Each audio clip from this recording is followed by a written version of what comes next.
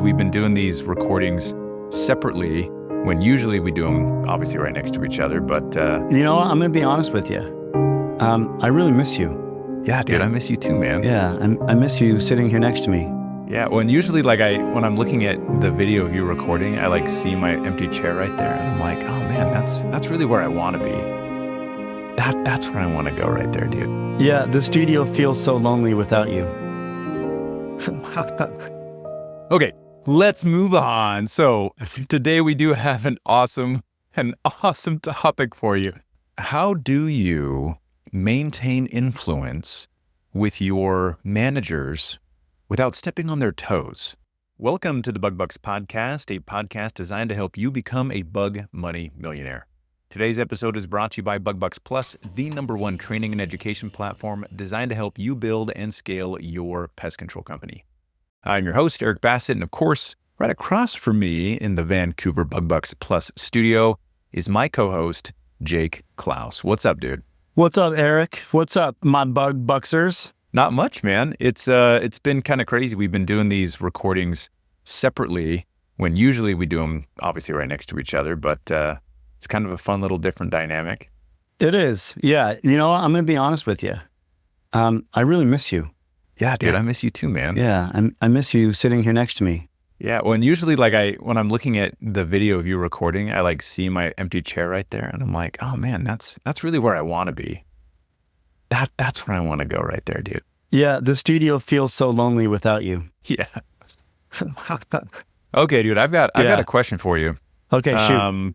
We didn't talk about an opener before the show. We didn't. This is gosh. Totally, We're going straight open, off dude. off the cuff. Off the cuff, dude. Okay, shoot. Okay. So me and Brinley were talking the other day, and usually, she knows that I'm just such a stickler for Christmas decorations, right? Christmas decorations. I think I know where this is going, so keep going. Yep. Right? So I am adamantly opposed to anything related to Christmas in the least bit until after Thanksgiving, right? In fact, if I recall, I know just a second. I know where you're going.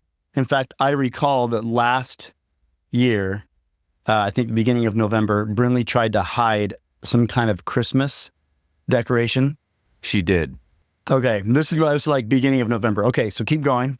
So I told her, I was like, babe, listen, you can actually decorate anything you want. We'll put up the tree. We'll put up lights. I'm game, whatever, happy wife, happy life, right? You capitulated. Yeah. I'm turning over a new leaf, However, Christmas music. He's been there for 30 more years, right? Until after Thanksgiving. I'll say that much. So I'm okay with the decorations. I'm cool with everything else.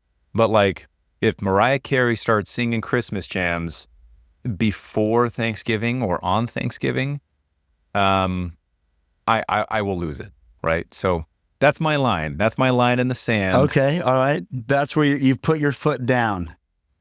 The foot is down. Okay. Yeah, until next year, the year after, I get overpowered by my wife and kids. Right. Yep. Which you will. It'll happen. But yeah. Okay. When are you putting Christmas decorations up? Saturday. Yeah, Jana. So we just had a construction project finished at the house.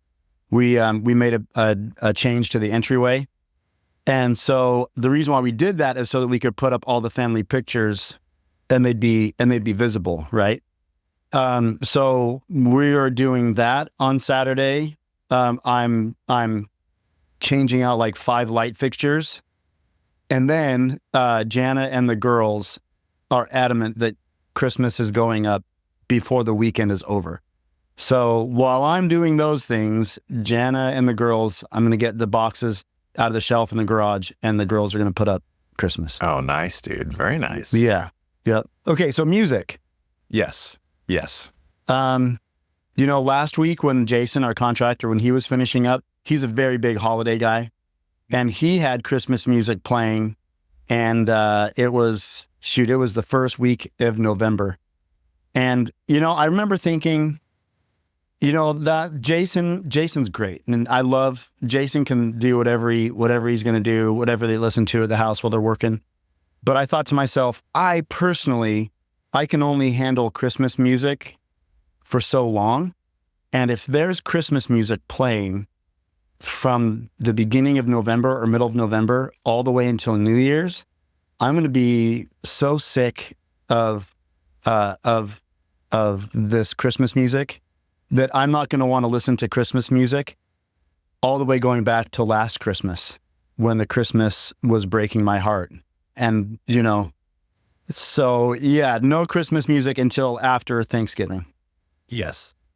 And we're going to be together. Our families will be together. So maybe we should have like an official Christmas music like starting ceremony. Yes, we should. Yeah. We could do that, Yeah, right? right after, the day after Thanksgiving, Black Friday, boom, Christmas music.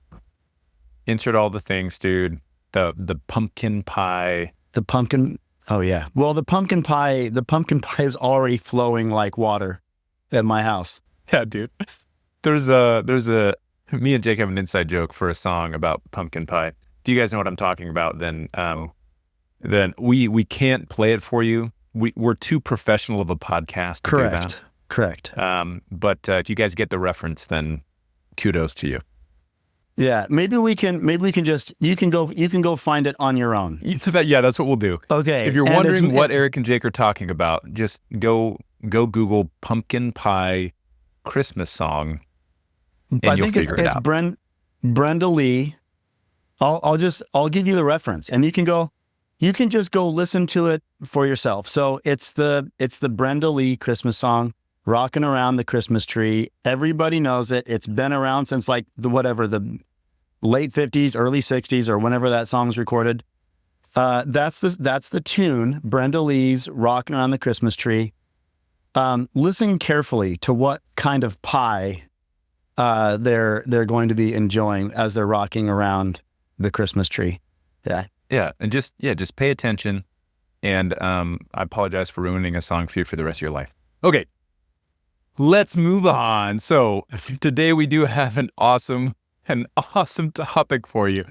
But before we dive into that, I just want to remind everybody listening, the best way to receive new episodes is by subscribing to our show on your preferred podcast platform like Apple, YouTube, Audible, or Spotify. If you love the show, please leave us a rating and a review. Make sure to check out our Facebook group, Bug Bucks Plus. That is BUGBUX Plus. We have the owners only group that has over 4,700 other pest control owners waiting to connect with you and share their thoughts. We also have the Bug Bucks Pest Pros group for non-owner team members designed to help them develop in their roles. Joining the group is the best way to connect with us, share your feedback on our show, and have your questions highlighted and discussed here on the podcast. So make sure you find us on Facebook and join one of those groups. Alrighty, dude. So the topic for today, I think, is going to be an interesting one. And depending on where you are in your business and how you're growing and scaling and delegating, how do you maintain influence with your managers without stepping on their toes, right? How do you give them the latitude and the space to do their job and to help you grow and build and scale without, making them feel claustrophobic? What would you say? That is such a great topic, and it's different, I think, for every single business. Every business structure is different, and we've had so many guests on the podcast that have, certain business partnership structures or, solo operators, but maybe they've got a family member that's like playing a major role in helping them in the business. I think that it depends on. I think that if you're playing to each other's strengths, that's a good place to start because everybody's got different strengths in a partnership. But the truth is that there are so many ways to slice that pumpkin pie that really it comes down to like whatever your dynamic is. And we've had, Jana and I have had 3 partnerships before Eric joined the company. So, and each of those partnerships has been a different experience, like a totally different experience. Yeah. Oh yeah. And it's, I'm glad that you bring that up because, obviously, if you're a solo operator, you're doing everything, right? And you're probably not used to really sharing a lot of that stuff. And then when you bring in a manager, you instantly have to start doing that, right? It's like, okay, here's this task, here's this other thing. I want you to take over this department. Here's your roles and responsibilities. This is the lane that you're supposed to operate in, right? And most of the time, the first few things that you delegate, it should be kind of a marriage between stuff that you're probably not the best at or things you don't necessarily want to do, right? We'll give some credit to buy back your time. But then there are also things that person could be executing on at just a higher level, more effective level than what you're currently doing, right? Maybe it frees up your time so that you can focus on other more important things. But it's funny, one of the elements of that, and I've struggled with this, I think we all have, is when you start handing things off to people, you instantly notice that, and in a perfect world, maybe they do it magically better than you, right? Just right out of the gate. It's awesome. It's better. You don't have to worry about them at all. But in most situations, they don't do it better than you. And you're just like watching, like waiting for them to kind of mess it up so you can hop in and be like, no. Listen, here's how you do it. Oh, you know what? Actually, let me just take that thing back from you and I'll take care of it. Don't worry about it, And you're doing exactly what you don't want to do, which is stepping on their toes and taking away the opportunity for them, right? I think the first thing that I'll highlight as something you can probably just jot down, and Jake, you kind of said this, is have clear expectations of those roles and responsibilities. That's a big thing. If you're having somebody take on the role of a technician department manager, a service manager, right? You should have a sit-down meeting with them where you talk about the transition and the role, and you say, hey, these are the things that are really important for this department, right? Without these managerial tasks, this department doesn't function properly. So these are the things I need you to do on a regular basis. This is what the value is for you being in this position, right? Yeah. Well, so here's the rub with having a business partnership. Okay. So, so many people that go out and start their own pest control company, they're coming from a background of having worked for a company, right? They're coming from, their background is, I was the top salesman for this other company. I was the service manager for this other company. I was a lead technician for this other company, right? So the foundation for your experience in a company is from an employee standpoint. And an owner has a different mindset than an employee. I mean, you just have to. If you're thinking about your business from an employee perspective, you're going to get into trouble because owning a business is a role of leadership, vision, creativity, and risk taking, right? Whereas an employee position is more like following SOPs and managing systems and processes, right? It's more of a managerial approach. So that's the tricky thing is that especially when you have two partners that are coming together from the very beginning, and they're saying, okay, we're going to start this partnership, and we both have a service position background, but we don't have the ownership background. I think it took me a while to really like grasp this concept, right?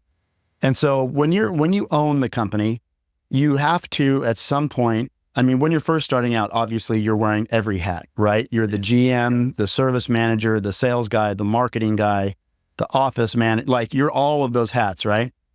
But like Eric said, he referenced Dan Martell's Buy Back Your Time. You hire to replace the tasks that you're doing so you can focus on the higher and more important tasks. So at some point you have to be looking up. You have to be, as an owner, you have to be looking up at what is the next most important thing, and what task do I have to hire out so I can take the next step up. Until you get to a position where me, you, and Jana are, which is a really great position to be in because we have hired to replace those positions. And so now what we get to focus on is the growth of the business the expansion, vertical integrations and all these other things. And so I know I'm taking a long time to say this, but essentially what I'm trying to say is it's okay to go into starting your business with a service manager or branch manager or employee mindset, but don't get comfortable there. Because if you get comfortable there, your business is going to hit a ceiling because there's no leadership. Leadership is vision and direction. Managing is systems and processes, and you can't grow a business on systems and processes. Yep. Yeah. And in the managerial role, you're constantly evaluating the business by how closely it is operating to those standard operating procedures, SOPs and SOGs. And then you're continually giving that information back to the owner, right? Hey, we've executed on this perfectly. This is how the impact made the business either grow or shrink or stay the same or whatever the situation was, right? And as an owner, once you've been able to kind of delegate that type of the task, then you can free up your mind into imagining and being creative and expanding your vision, right? Seeing the business from a wide lens perspective. And that gives you the opportunity to really bring a lot of those other things into the business that you were mentioning. And on that same note, maybe the next thing that I would probably have somebody write down is you need to have metrics that measure the performance of those managers, of those teams, right? And we've talked about metrics like 1,000 times on this podcast. So you're saying have your systems and processes in place so you can scale. Yeah. So like if you have the systems and processes there that your manager's doing, right? The question that the manager is going to ask you is, hey, like we were able to execute on that. Like how did this actually affect the company? I hope they're asking that question. If they're not, they should be. And you should definitely be asking that question back to your managers, totally. Right? Yep. But they're not going to know unless you have some kind of KPI in there. So for example, if we have standard operating procedures for the technicians and we say, hey, like here's how you're supposed to run your route. These are the parameters of as far as when jobs are supposed to be completed. These are how many jobs should be completed, maybe per hour, all those other things. The KPI that's probably closely attached to that is completion percentage, right? How many of the stops that we're doing actually get serviced. We have a completion percentage there. And so the manager is hitting on all the SOPs and SOGs, and they can easily look at a KPI, some kind of measurement of their efforts. And then you are both on the same page, right? There's no guesswork. I think that is probably one of the things that makes relationships between owners and managers so complicated is because the owner wants to know how things are going. And the manager just says, I think they're going well, right? But like, how do you really know? And like, as the owner, you might be able to... What is well? Yeah, like quote unquote, right? And so... Bill Clinton, it depends on what your definition of is. Yes, exactly, dude. Right. And like, as an owner, maybe you are managing the business from the bank account, right? Like you look at your P&Ls, you look at the bank account, you look at profit, and that stuff is important. But they're all lag measures. They're not lead measures, and they're not really telling you what's going on in the business. And obviously, most KPIs are all lag measures anyway. But it's important to have not just the specific roles for your managers, but also the specific KPIs so that they can measure their performance. Yeah. Well, I'm lucky. I feel like I really lucked out because, in our Natura partnership, it's me, Eric, and Jana. Obviously, we've said that about 1 trillion times. And we've probably also said this like 500 billion times. Eric is a fantastic analyst. Eric loves the widget wheels, and that's what I call him. Eric has KPI metrics, is what Eric, right? Eric's got he's got all that analytical stuff, the analytics involved. Jana is an amazing strategist. So Jana can look at a plan or an idea, or take the analysis and say, okay, well, in order to get there, this is how we're going to navigate, right? And then there's me. I've got I don't know, what do I do in the business? I've got crazy ideas, Yeah, you mostly hang out in kind of that visionary element, right? Yeah. And the operation side of it. So I think mostly you care the biggest about the impact that the company's having as a whole, the culture of the company, the direction of the business. And then, when any of those things or elements are kind of moving away a little bit, you have no problem jumping in to the mix, jumping into the muck and working on it with your bare hands, right? Man, Eric, thank you. Thank you. I've always been wondering, what the cuss is it that I do in this?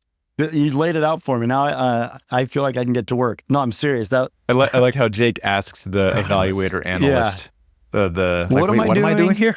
Like, I know what you're doing. Don't worry. Well, okay. So I'm going to be, I'll be totally transparent here, because this is such a great point, because what the thing, what we're trying to accomplish here, what we're trying to put out into the business owner community is how to grow your business, right? So you get to a point where you've got your manager, your service manager in place, and he's got systems and processes that are scalable, right? He's got KPIs and metrics that can be tracked, that measure the actual growth of the business and the customer experience, right? And then you have your office manager, and your office manager is managing systems and processes that are put in place to manage growth, the customer experience, collection, all of the things that are involved on the office side. So now you, as the owner, all of that managing of the business is taken care of, right? And so then you step out of those roles on the day-to-day, and all of a sudden you're like, okay, sweet. What the cuss do I do now? What do I do with my time? And so you end up sitting in your office, twiddling your thumbs, peeking out the door every once in a while, and walking into the office, and you've got your coffee mug, and okay, I'm gonna need you to get me those TPS reports, okay? And you might not know exactly what to do. So at that point, it's like there's this, I think it's a car wash or something that's been under construction down the street from our office for like 2 years. And they built the foundation, and then it just stopped. Right? So I feel like maybe that's a good analogy for what happens to a lot of businesses. Yeah. Because you build the foundation, right? You've got the foundation in place. You're set up to be able to start building up. But because you don't know how to build up, you've only been managing. You've only been managing systems and processes, and all of a sudden you don't know how to build up. I would say at that point, that is the point where you reach out and find a mentor. That's where you reach out and you find somebody in the industry that you trust, or whatever, like a Dan Martell kind of thing, like get involved in a business growth group. That's where you are able to learn how to push your ceiling up and learn what it takes to actually build and grow your business.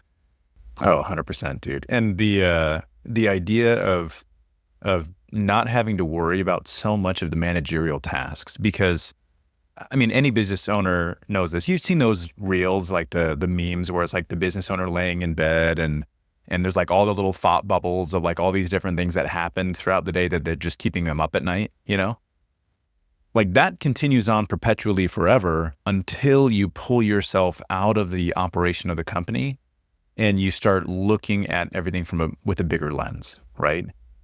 And so far, we've kind of identified, giving these technicians or a technician manager or an office manager clear and concise roles and responsibilities, right? Hey, here's what I need you to do. And then we've talked about giving them KPIs to measure their performance. Hey, here's how we measure if what you're doing is making a difference, right?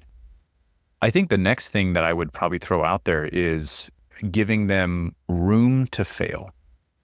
Like letting them know, like, hey, building this business and running this company is not easy. And actually, most of what we've learned so far is from messing things up. So Like don't be afraid to try something and have it not work. In fact, you should probably expect it. But you have to be ready and willing to turn right around, make an adjustment, make a change, pivot, and fix it so that it does start working, right? Because I think that there's just a lot of managers out there who are just terrified of, it's not that they go outside they're just like, okay, I've been given this responsibility. Like I'm really contributing to the company and the growth.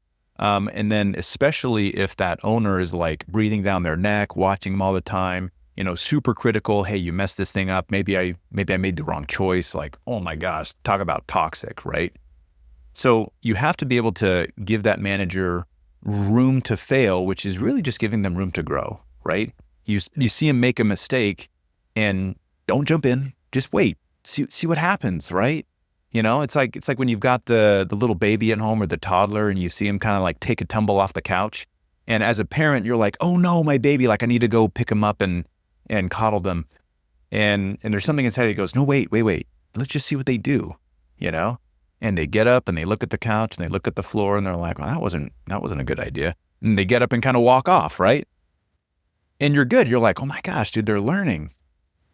So yeah, I'd say just kind of giving them room to fail. That's kind of my next thing. You know what? So as you're saying, give room to fail. When you screw up in your business, that's one thing. When you turn it over to somebody else and they screw up in your business, they make a mistake. What's your gut reaction, right? Is to get frustrated or scared or angry, right? But you're right. If you as the business owner, when you were coming up, if you had never made mistakes, you might not have ever learned how to move past them, right? And no, you got to give those same opportunities to your leaders and managers in your company. The analogy with the baby that I was thinking was, I can yell at my kid, right? But if somebody else yells at my kid, then like it's game over, right? So being able to kind of hand your kid off in a way, because your business is your baby. The business really is like a baby. When it's first born, you can't set it down because it'll die, right? It craps itself. It cries all the time. You've got to like be constantly feeding it and helping it. Otherwise, it's going to die. So your business really is like a baby. But then it gets to a certain point where you're like, okay, I know that you know not to touch the hot stove and all that stuff. But then you get to a point where you're ready to let someone else be a major influence in a baby's life. And in that way, you kind of have to be able to let them take over at that same level. You can't pass your baby off to the next person and say, okay, you need to coddle and protect my baby the same way that I did when it was a baby. You don't treat an adolescent the same way you do a toddler. Yeah. And what's funny is parenting advice 101 with Eric and Jake. Now, and what's funny is like if you think about all the milestones, yeah, right? It is Jake and Eric Parenting Podcast. Yeah, dude. If you think about the milestones that you have as a parent, right? Every part is just a little bit teary, like every part's a little bit painful in like a sweet kind of way, because there's a moment where they walk and you're like, oh, like they're walking around. They don't need me to walk anymore or pick them up or whatever.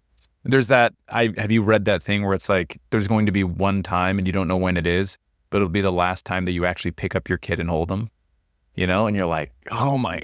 For the last time they crawl into bed and snuggle with you. And there's that moment where they're like, hey, can I go to the store? And you're like, oh yeah, sure. Do you need me to should we go together? And they're like, no, I'm good. And you're like, oh wow, you can leave and do things on your own, And so as a business owner, you're going to run to these similar milestones where you're used to being the important one, the important person, the guy that everybody comes to, the one person who can only do that thing, And then pretty soon you realize that there are all these other capable, wonderful, smart people in your company, and they can do it on their own, and they actually don't need you there. in that moment, right? They don't need you to be the guy who goes out and does the service necessarily. They need you to be the guy who can see miles and miles ahead about what kinds of service offerings are going to grow and scale the company. That's the guy they need you to be, right? Yeah. Well, and everybody's had that experience where, like when you're, all the parents, right? You have that experience as a parent. I love that we're going with this parent analogy because I'm sure a lot of the PCOs out here have kids, but you've had that experience where, dude, you're the caretaker and you're taking care of your kids all the time. And every minute is spent taking care of your kids. And then all of a sudden they have a play date, or grandma comes to town and takes them to the bouncy castle or whatever, and all of a sudden you find yourself with time that's all yours, right? And what do? You're like, I guess I'll sit on the couch and binge Grey's Anatomy and eat a tub of ice cream because I don't know what else to do with my time, right? That's the position that you're going to find yourself in as a business owner when you step out of that day-to-day managing role and into the role of a business owner. And it's okay if for a second you sit down and you binge Grey's Anatomy and eat a tub of ice cream, but you can't stay there. You have to figure out what the next step is. Yeah, and it's funny, like I'm like a borderline workaholic a little bit. I would say you borderline. I don't know. I'm a high level contributor. Ask Brinley what she thinks about that. Yeah. So it's been interesting for me because I don't find myself often with free time, but it's so important that you can, whether you do find yourself with it or like things just find you, making a conscious decision as to how to effectively spend your time is really important, right? So, hey, dude, if you've been just busting your butt for months, years, who knows how long, and you find yourself with some free time, you don't have to immediately fill it with stuff, right? There's always things to do. If you need to take a break, dude, take a break, right? Take a vacation, do something for you. And then start to build in little things into your schedule that kind of give you back a little bit of a sense of self. Because one thing that business owners probably struggle with that not a lot of people talk about is you've spent years contributing at this level, right? You've been years being the important person, and now you're not anymore. And you go, what the heck am I good for? Like who am I? You have a crisis of personality. Yeah. And people ask you, usually when people say like, hey man, what was your day like? And you're like, well, I did X, Y, and Z, and I did all this stuff, and I had to put all these fires, and pretty soon you realize you're like, I didn't really do anything today that seemed important, And so you have to kind of see that coming a little bit from the future and just know that you're going to have a little bit of the identity crisis, like you were saying. And then you can start replacing that with things that are important for you and your family and important for your company, right? Your company can survive without you, but will they thrive without you? Maybe not, right? Well, I got, just before you wrap up, I got this one last thing. So right along those same lines, and I think this is just like right in line with what we're talking about here. The very first pest control company that I ever worked for was this company down in California. Mm-hmm. And the managers were great. They had a branch manager that was awesome. He came and talked to us all the time. The office manager and office staff, they were fantastic. The service technicians, everybody was awesome. And in the back lot of the office space, or the commercial space, there was this little shop back there. And the owner of the company would go back into that shop every morning at 8:00 or something like that. And he'd start drinking, and then he'd get pissed drunk till the end of the day. This is a true story, dude. He'd get pissed drunk till the end of the day. And sometimes around whenever our sales meeting was starting, a few times this is legit, dude. He stumbled into the sales meeting, and you could tell the guy he was drunk, right? And he'd be like, oh, how's the sales team today? And we're like, pretty good. And he'd be like, okay. And he'd stumble back out. And, he's a good example. I'm sure he was a really nice guy, but he's a good example of what happens when you build your business to the point where somebody else is running it day to day and someone else is like kind of taking over the growth of it, but you have no idea what to do next.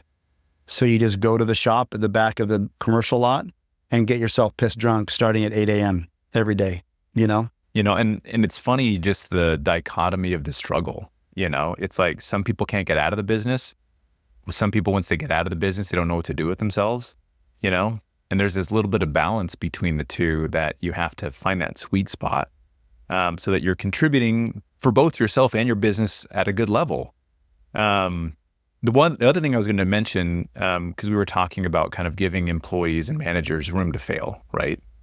I think it's equally as important to empower them and encourage them, no matter what's going on, right? So if they do fail, give them a chance, give them the space to fix it, If they're like failing and they're just a wreck, right? I mean, dude, I've made really expensive mistakes, and I'm imagining that we're going to have managers that do the same thing, right? And they're going to feel guilty, and they're going to feel scared, and they're going to be like, "Oh my gosh, don't fire me." And it's important. Number one, they know, hey, you're going to fail. It's okay, right? And also, like, I need you to be comfortable with failing because you're a great person. You are a good, honest, hardworking person. You're the exact person that I want to have in this position, and I need you in this position, right? And I need you to be comfortable with the idea that you're going to fail, and I'm here to support you, right? That's now my role. I'm an owner advisor, right? So empowering your team. Just as long as we're not talking about, like, by mistakes, we don't mean like stealing from the company or like or giving the farm away for free, right? That's not what we're talking about by mistakes. Yeah. Yeah. Like mistakes like things where you go, I can see how that happened. I can see what's going on here, right? Like you're never gonna make 10 out of 10 baskets in a row, So yeah, I would just say, and kind of along this list, we've got, clear roles, expectations, KPIs, giving them room to fail, and being able to empower them and kind of pick them back up when they do.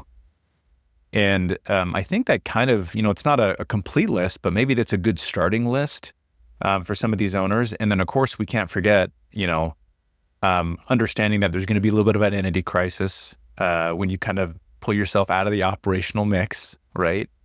And then being intentional about how you spend your time for both the health of you and the health of the company, and maybe just the health of your family, things that go on outside of the business too, right? So, yep, which is always going to be a thing, dude. That wheel, that trouble wheel, is always turning. Yeah, always something going on. Yeah, never always a dull moment. No, it's like that. The Price is Right. Remember where they spin that big wheel? Eventually, that little ticker thing's gonna, nobody is exempt from having that thing that's kind of like the crisis in the life or takes away from the business. 100%, yeah. Dude. Yeah. Yep. Dude, this has been an awesome episode. Yeah. Yeah. This has been great. Lots of good takeaways. We just want to remind everybody listening, it's been kind of really cool, and I'll kind of little side note here. It was really cool at Pest World to have people come up to us and talk about the podcast and talk about growing their companies, because we truly do appreciate you guys taking the time to listen. We know that your time's valuable and it's important, and we just want you to know how much we truly do appreciate that. And if you guys have an owner or a manager or another friend or employee who could benefit from listening to this episode, the best way to say thank you to us is just to share this episode with him. If you haven't joined the Facebook group yet, go find the groups and join. It's Bug Bucks Plus. Lots of information and great connections there. If you have a topic you want discussed on the show, drop it in the group. As always, this episode is brought to you by Bug Bucks Plus, the #1 training and education platform designed to help you build and scale your pest control company. Visit bugbucksplus.com to sign up and start building today. And don't forget to hit the subscribe button. You filthy animals. Yeah, animal. Thanks again for listening in, and until next time, keep building those pest control companies. You're listening to the Bug Bucks Podcast. podcast. Hosted by Eric Bassett and Jake Claus.